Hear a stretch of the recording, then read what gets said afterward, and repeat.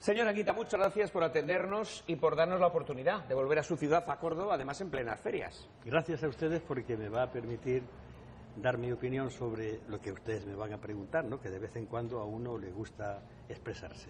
¿Le apetece que empecemos repasando el resultado de las últimas elecciones generales con la victoria de Pedro Sánchez, de un nuevo resurgimiento del líder socialista y con los malos resultados que han tenido tanto el Partido Popular como Unidas Podemos? ¿Qué análisis hace? ¿Sobre esto? Sí. Bien, es notorio que ha habido unos malos resultados, pero a mí no me preocupan los resultados si no hubiese algún problema más grave aún.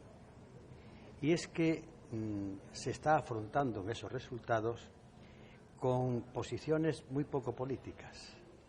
Hay nervios, aparece un poco la sed de venganza, y yo creo, voy a hacer una propuesta, quizá un consejo. En momentos como este debe imperar la serenidad. ¿Qué haría yo? Pues en primer lugar convocaría a una reunión amplia donde estuviese el máximo de militancia y empezásemos a debatir sobre una cuestión muy importante. ¿Qué queremos? ¿En qué estamos de acuerdo? Y eso lo haríamos con un programa breve, muy conciso. La segunda cuestión a debatir sería ¿con quién y cómo? Y la tercera cuestión sería ¿cómo nos organizamos? ¿Cómo hacemos posible que estemos en todos y cada uno de los municipios españoles? Y una vez que esto está claro, entonces habríamos de responsabilidades. Si hay que seguir los actuales dirigentes o tienen que ser otros. Pero empezar por pedir dimisiones, por crear nuevos partidos, eso es, para mí, traicionar lo siguiente. Cuando pasen estas saturnales de las elecciones, con quién va a pactar, vamos a dejar de pactar, viajes al centro, viajes astrales, todos ellos, el problema va a seguir siendo el mismo. Primero, una juventud sin futuro. Segundo lugar, gente que ponen en la calle, los desahucios. En tercer lugar, el recibo de la luz. En cuarto lugar, la precariedad. En quinto lugar, lo que está ocurriendo en el mundo a 40 o 50 años, que es el colapso civilizatorio. Los bancos siguen quedándose con el dinero de los españoles y no pagan lo que deben. Eso va a aparecer después de esto. Y para entonces tiene que haber una izquierda coherente, si no muy unida, pero por lo menos cohesionada. Por eso yo haría eso, en vez de estar ahora pidiendo dimisiones, anunciar que nos vamos. En estos momentos se impone la reflexión y sobre todo la serenidad. Así que mi propuesta la acabo de hacer en unos puntos muy claros y muy resumidos. Le voy a pedir su opinión con respecto a la autocrítica que han protagonizado tanto Pablo Iglesias como Alberto Garzón, de Izquierda Unida, referida precisamente a esos malos resultados. Vamos a empezar escuchando a ver con quién está usted más de acuerdo, si con Pablo Iglesias o con Alberto Garzón. Le pongo a los dos. Hemos tenido un resultado que es malo, y no hay que poner paños calientes. Tenemos que asumirla todos, y yo el primero. Creo que cuando vamos juntos nos va mejor. Creo que estas elecciones lo han demostrado. Y que por separado, pues por desgracia nos va peor. Eso implica que tendremos que asumir todos una autocrítica que vaya en la dirección de la madurez. Si algo aprendido en estos meses es que entrar otra vez en la pelea y tú lo has hecho peor y tú eres un traidor porque te fuiste y las cosas no se hacen así, esto no sirve para nada. Yo creo que la gente no se merece el espectáculo que hemos dado en los últimos meses. Le voy a pedir que la compare con estas palabras, con estas breves declaraciones de Alberto Garzón. A ver con quién está usted más de acuerdo. Nosotros no podemos empezar la casa por el tejado, no podemos decir cuál es la fórmula concreta de colaboración si no sabemos siquiera si el Partido Socialista está dispuesto a colaborar con nosotros o no. Mire usted me pregunta ¿a quién quieres más, a papá o a mamá? Y yo no quisiera entrar ahí porque acabo de hacer una propuesta. Es decir, yo convocaría a todas las organizaciones, le plantearía qué nos une, en segundo lugar con quién lo queremos hacer, qué programa y después cómo hacemos una organización a nivel territorial. Y entonces yo hablaría de si siguen siendo los mismos dirigentes o hay que renovarlos por otros. Por tanto, lo que dicen los compañeros, diríamos que son mis jefes, uno que es natural de Izquierda Unida y el otro por la coalición, me parece interesante, pero yo tengo mi criterio propio que acabo de exponer, ¿no? Creo que en estos momentos debe imperar la serenidad, porque dentro de poco la gente nos va a volver a necesitar. Y claro, nosotros no podemos trabajar como los demás. El ser de izquierdas, y cuando digo ser de izquierdas es intentar superar al sistema capitalista, que esto es una cosa muy seria, no nos puede guiar a hacer lo mismo que nosotros. Nosotros vamos a las urnas, tenemos que ir. porque si queremos algún día gobernar, tenemos que pasar por el sistema democrático. Pero lo importante es nosotros cómo vamos. Y no podemos ir como los demás. A últimas horas, una campaña electoral, 4 gritos, 4 insultos, muchas cámaras de televisión. Son 4 años de acercarse con la gente, trabajar con ellos, decirle a la gente también cosas importantes, aunque no le guste. Pero eso es trabajar con la gente. Y cuando vayamos a las elecciones, ya hemos hecho la campaña de 4 años. Ese es nuestro camino, guiado por una idea muy importante. No tenemos prisa. A eso le llamo yo la paciente impaciencia. Los problemas son muy gordos, pero ya sabe usted lo que dice un proverbio castellano, vísteme despacio que tengo prisa. Eso es aplicable en estos momentos más que nunca, porque como empecemos a pedir dimisiones sin antes estar de acuerdo en un proyecto y en nombre de ese proyecto decir, pues dimite, es decir, después, pero antes, es la locura. ¿Qué le parece que Pablo Iglesias quiera entrar en un gobierno de coalición con Pedro Sánchez? De momento los socialistas no están por la labor. Bueno, desde mi experiencia aquí en Andalucía ya pasó eso, pero se nos consultó a la base. Cuando Izquierda Unida pensó en entrar en el gobierno con el Partido Socialista, hubo un referéndum. Yo voté en contra, pero voté. Me pidieron mi opinión. Yo creo que en una cuestión como esta sería interesante escuchar qué opina la gente, porque es muy importante, porque saber con qué se cuenta, con qué apoyos, qué críticas hay, y sobre todo también preguntarle cuáles son los puntos más importantes, dónde están las líneas rojas que no se pueden traspasar. Y eso un dirigente se siente reforzado cuando ha consultado, en el caso de que le apoyen, porque si no le apoyan, bueno, se acabó el problema. ¿Qué le parece la unión de las 3 derechas? Se lo pregunto ya como andaluza. Hay un nuevo gobierno, se han acabado décadas de gobierno socialista y Vox, Ciudadanos y el Partido Popular han llegado a un acuerdo para gobernar su tierra. ¿Cree que es exportable a otras zonas del país? Mire, la derecha es como la Santísima Trinidad. Es una, pero tiene 3 manifestaciones distintas. Piensan más o menos lo mismo, porque incluso cuando aparece, porque esto es una hipótesis que no se corresponde con la realidad, pero para poder visualizarlo, en un punto estaría Ciudadanos, el Partido Popular estaría en el centro y Vox. Pero cuando usted le pregunta, vamos a ver, ¿devolvemos el dinero a la banca? Dicen todos, no. Cuando usted le pregunta, ¿qué le parece si acabamos con los desahucios? ¿Cambiamos la política laboral? Te dicen, no. Entonces son matices lo que distingue una parte de otra, pero la derecha sigue siendo una, en una manifestación trinitaria, claro. Claro, fíjese que Vox pretendía entrar, sus expectativas eran de hasta 70 diputados en las últimas elecciones generales. Ha entrado con bastantes menos, pero ha tenido una entrada fuerte, 24 diputados de Vox. ¿Qué le dice? Parece que íbamos a ser la única excepción en Europa sin partidos de este tipo. A mí cuando me preguntaban decía, me parece que es muy exagerado. Creo que se está exagerando intencionadamente la amenaza de Vox. Vox está ahí, lo hemos visto, ha parado su crecimiento y es producto de una mala situación, que es lo que está ocurriendo en Europa. La extrema derecha crece cuando la izquierda no ha sabido hacer políticas de izquierda. Pero ahí se ha parado. Pero se utiliza un poco el muñeco para que después utilicemos el voto útil, que vienen los terribles bárbaros. No, porque además esta fuerza política de extrema derecha es eso. Hay que habla de fascismo. No, mire usted, el fascismo tiene una capita, un barniz de política social, recordemos. Estos señores no, estos señores son neoliberalismo puro y duro.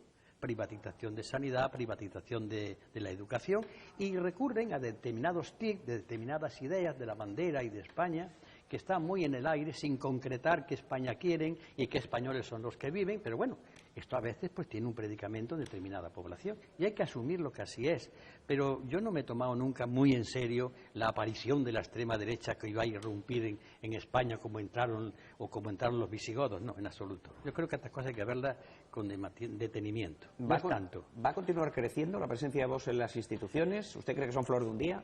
No, yo creo que tienen su espectro. Estaban en el PP, estaban incluidos en el PP. Ha habido un momento que el PP, con su crisis, con sus vaivenes en el tema de Cataluña, que digo una cosa, que digo otra, pues ha permitido que aflore esto que venía ya del franquismo. E incluso antes que el franquismo. Yo mantengo la tesis de que el Franco es hijo del franquismo. El franquismo era anterior a Franco. Viene toda una historia desde la contrarreforma, que Franco cogieron esas ideas, la unión del trono y del altar, la supresión del pensamiento, la no libertad, pensar que España es una sin que haya diferencias de ningún tipo de nacionalidad. Y eso lo representó Franco y ha continuado después de la muerte del dictador. Y hay fuerzas políticas que lo han vuelto a sacar, pero para utilizarlo para recoger esta gente que hay ahí, ¿no? No tienen un discurso coherente, que no aguante la realidad de los hechos, pero claro, hay gente que está de acuerdo y les vota, y me parece muy bien. Es de verdad, la gente que lo ha votado. Y eso, desde luego, es así y hay que aceptarlo. Le voy a preguntar por las últimas elecciones municipales, donde Podemos ha sufrido un varapalo importante, ha perdido 860.000 votos, pero es curioso porque aquellos políticos de izquierda que se han apartado de la estrategia de Pablo Iglesias, como Kichi en Cádiz, o como por ejemplo Íñigo Errejón en Madrid, han aguantado resultados, incluso los han mejorado y tiene el éxito que ha tenido Kichi en Cádiz. ¿Qué le parece políticas como la de Kichi o Ribó, por ejemplo? Vamos a ver. Yo tengo mis propios criterios. En primer lugar, yo diría, ¿cuál es la política de Pablo Iglesias? En todo caso, será de Unidos Podemos. No me gusta que al máximo dirigente se le imputen todos los méritos y todos los fracasos. Eso es, en política, jugar sucio. Porque entonces los dirigentes que están al lado se inhiben de su responsabilidad. Es lo cómodo, buscar siempre al Cordero de Dios sobre el cual depositar los pecados. Pues hay cosas en las que yo entiendo que en Cádiz pues se ha gobernado dentro de una idiosincrasia muy especial de Cádiz, donde cuestiones como la Semana Santa o determinadas actitudes pues tienen predicamento, vale.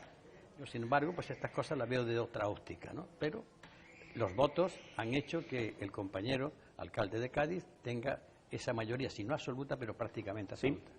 En cuanto al otro compañero, al alcalde de Zamora, no lo conozco.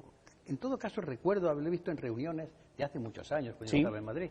Pero esto demuestra que ha tenido una gestión aceptada por la mayoría de los habitantes de Zamora, ¿no? Me merece el respeto. El Banco de España dice, señor Anguita, que ahorramos poco y además que va a haber que retocar las pensiones. Es cierto que los datos dicen que los sueldos son cada vez menguantes en este país. Sin embargo, tendremos que ahorrar más para contentar al Banco de España. Es que hay una equivocación en el letrero. No había que poner un letrero Banco de España, Banco de la Oligarquía Financiera Española. El Banco de España es el instrumento de unos pocos que manejan el dinero de los presupuestos generales del Estado. Un Banco de España que le da dinero a la banca y que no le pide que lo devuelva es un banco que no es de los españoles, en absoluto. Que todas sus políticas sean siempre contra los mismos es un banco de la oligarquía española. Yo no le doy el nombre de Banco de España, no se lo merece. Es el banco de unos cuantos. ¿Cómo ve el futuro de Susana Díaz? ¿Podrá retomar de nuevo el poder en Andalucía? Incluso hemos conocido en las últimas horas que Pedro Sánchez incluso planeó la posibilidad de acercarla a Madrid, de llevársela con su equipo. Iñaki, siento defraudar a los telespectadores. ¿Cómo se dice aquí? Me importa un rábano. Eso no es ningún problema. Que hagan, es una cosa interna del Partido Socialista y ya la averiguarán como sea. No tiene trascendencia para la gente de la calle, que es lo que a mí me importa. ¿Cree que Vox va a llevar adelante alguna de sus políticas? Porque, en fin, pide una serie de cosas para poder pactar y darle determinados gobiernos al Partido Popular, que cuando menos sería sorprendente que los populares aceptaran. No. En el Partido Popular hay un alma que está perfectamente identificado con Vox. Otra cosa es la posición ante el electorado, las cámaras de televisión, la opinión pública, pero hay cosas que lo tienen perfectamente asumidas. Estos señores han estado dentro del Partido Popular y no han salido todos, todavía hay gente que está ahí. Así que lo estamos viendo en las políticas que se están haciendo, por ejemplo, el tema de la memoria histórica, que había sido una conquista, simplemente una conquista de la verdad histórica. Pues se están castigando las cuestiones de género. Eso forma parte de un acervo cultural dentro del Partido Popular en el que no todos se han ido a Vox, siguen estando todavía ahí. Me da la sensación que no se acaba usted de creer mucho ese viraje hacia el centro de Pablo Casado con el Partido Popular. Mire usted, el viraje puede ser astral, es decir, es una especie de sueño, y en lo onírico yo no entro. En el momento que el Partido Popular me diga a mí qué políticas económicas se está desarrollando, ya me creeré el viaje. Mientras tanto, lo mantengo siempre en viaje, que puede ser onírico, que puede ser astral o debido a otras causas. Le quiero preguntar por cómo está ahora mismo el tablero de los pactos y de las coaliciones para el endiablado mapa político local, para el municipal. ¿Qué le parecen las exigencias de Ciudadanos al PSOE para apoyarle? Por ejemplo, pues para que se queden con el gobierno de Aragón. Le piden que renieguen de las políticas de Pedro Sánchez. ¿A qué le suena?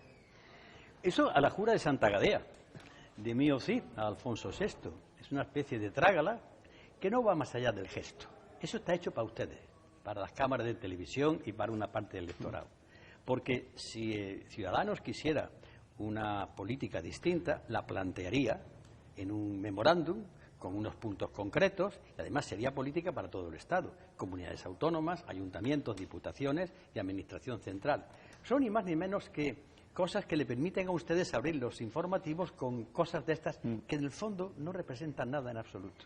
Yo sí creo que si analizamos la política económica que se va a seguir haciendo y que la encarnación de ella está en la reforma de la Constitución española, que votaron al unísono el PP y el Partido Socialista Obrero Español, y de acuerdo también Ciudadanos, pues creo que los socios naturales y que van a tener el permiso de la Unión Europea, el permiso del IBEX 35, que manda mucho, no se presenta a las elecciones, pero manda mucho, y también el permiso de ciertos varones del Partido Socialista Obrero Español, ahí está Ciudadanos. Una coalición con otros, y conste que yo tengo mi opinión, pero estoy describiendo, con Unidos Podemos no tendría mayoría absoluta, pero además hay otro problema.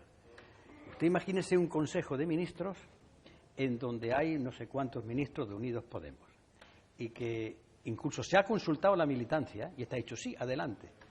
Mañana, ante la realidad que viene de Europa, el Partido Socialista pacta con el Partido Popular cosas que han venido pactando décadas, nadie se rompa se abra la investidura. Vienen pactando políticas económicas desde décadas. ¿Qué hacen los ministros de Unidas Podemos? Si votan que no, pues ya están rompiendo el gobierno.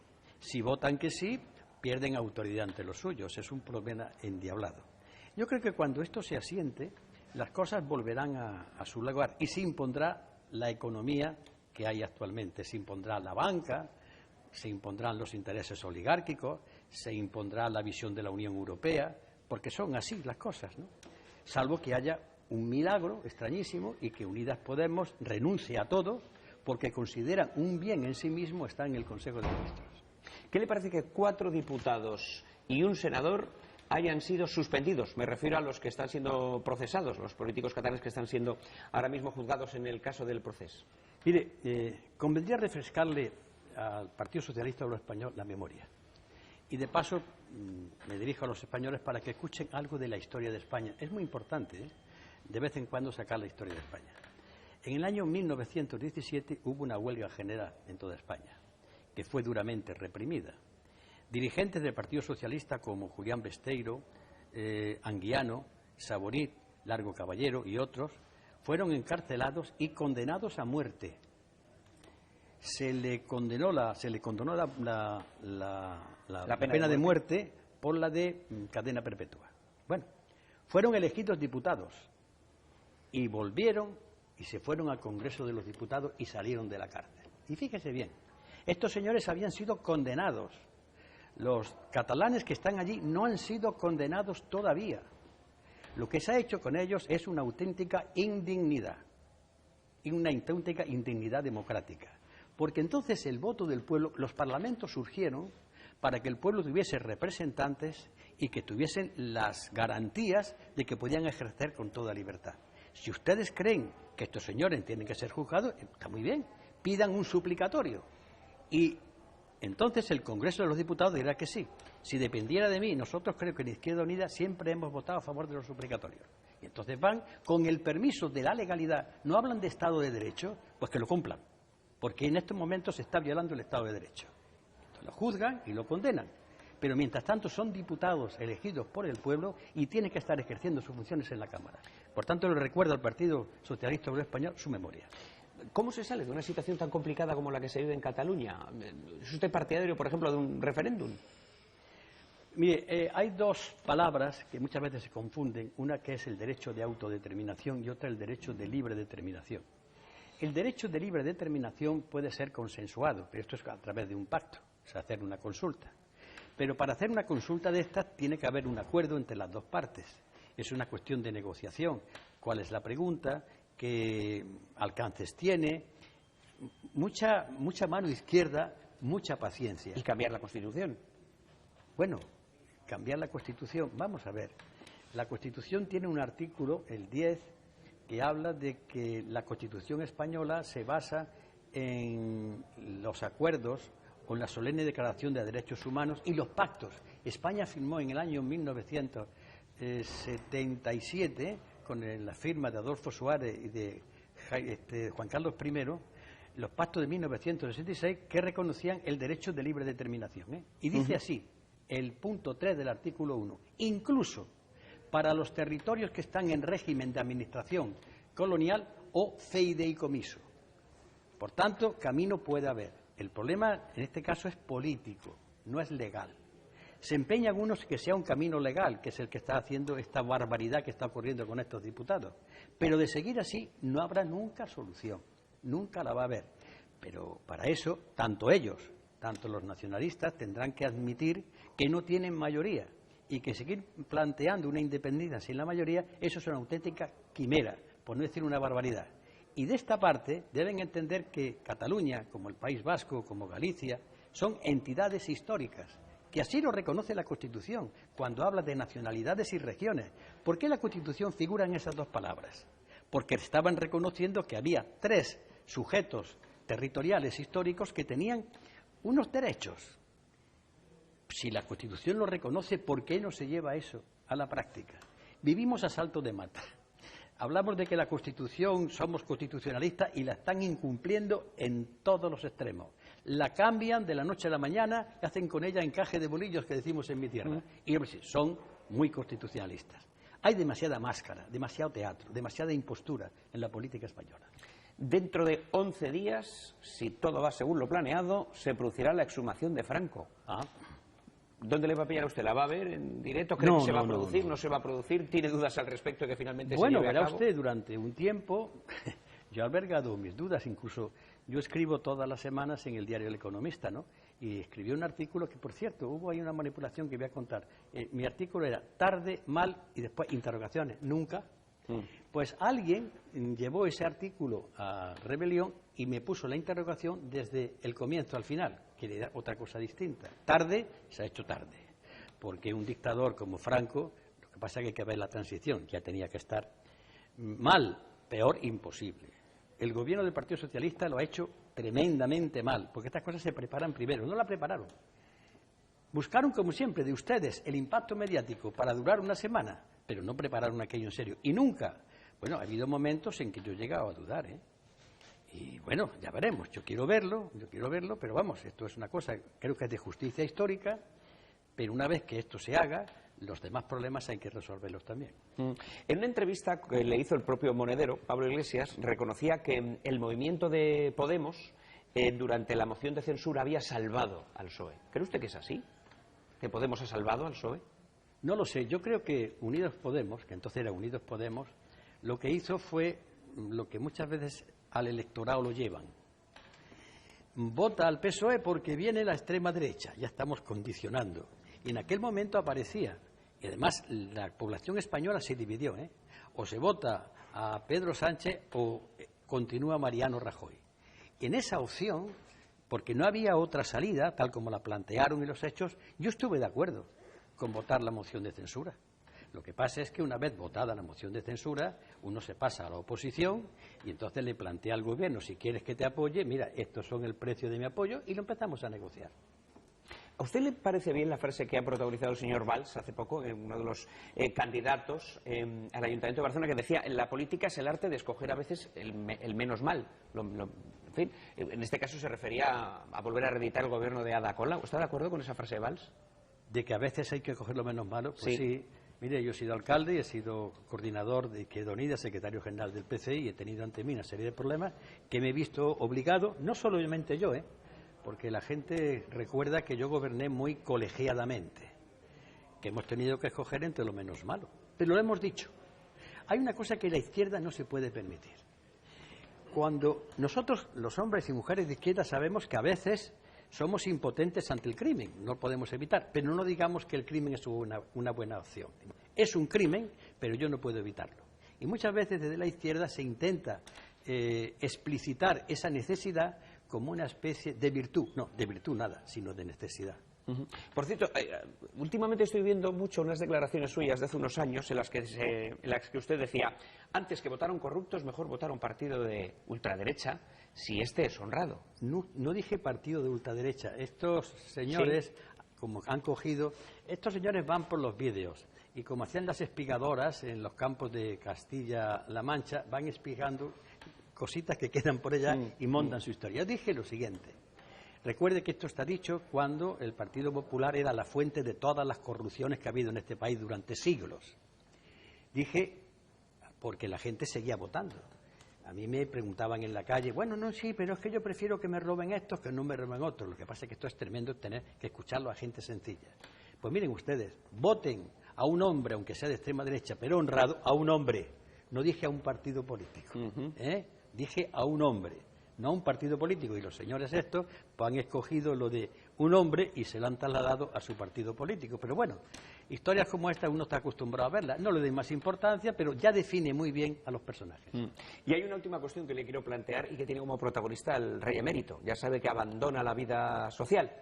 No así la inviolabilidad, todo también hay que decirlo. ¿Qué le parece esta renuncia a las actividades sociales por parte del rey emérito? Bueno, la inviolabilidad del rey es un artículo nefasto.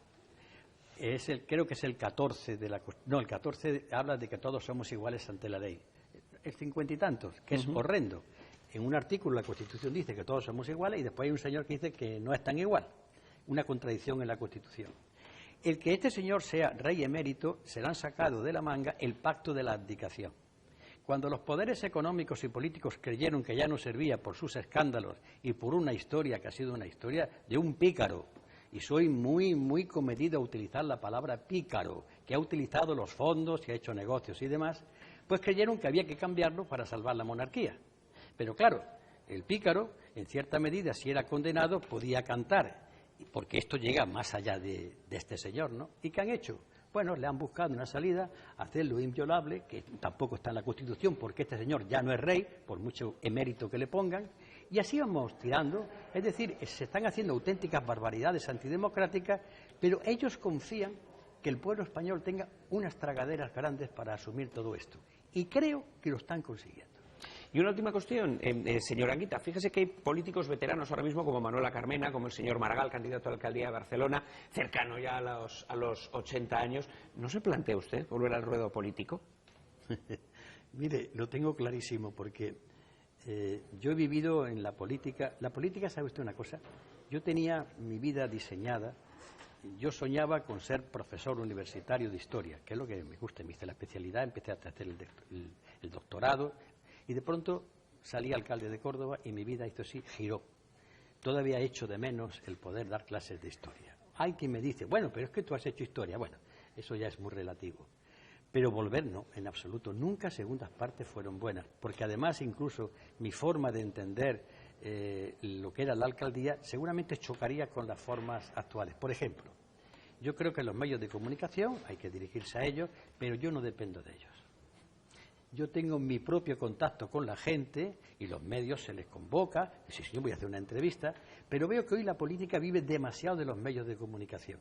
Y yo eso nunca lo seguí, y si tuviera que hacerlo seguramente chocaría con mis compañeros, que me dirían, no, es que resulta que hay que ir a un asilo para que en campaña los medios te tomen, o ve a la mina que te tiznas de negro, o ve a ver a los niños, y eso de luego no habría compañeros que lo consiguieran de mí.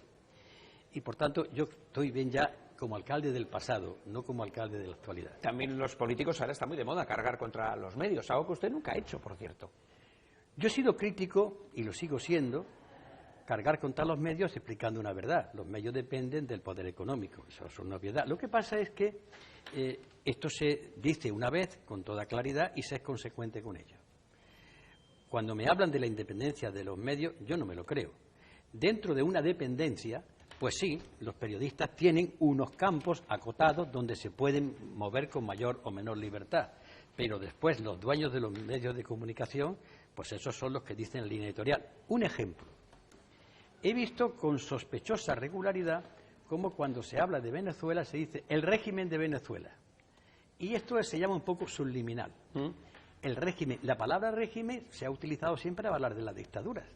Rara es una dictadura que ha ganado elecciones con una presencia de observadores extranjeros y que permite a su oposición hacer las auténticas barbaridades como golpes de Estado.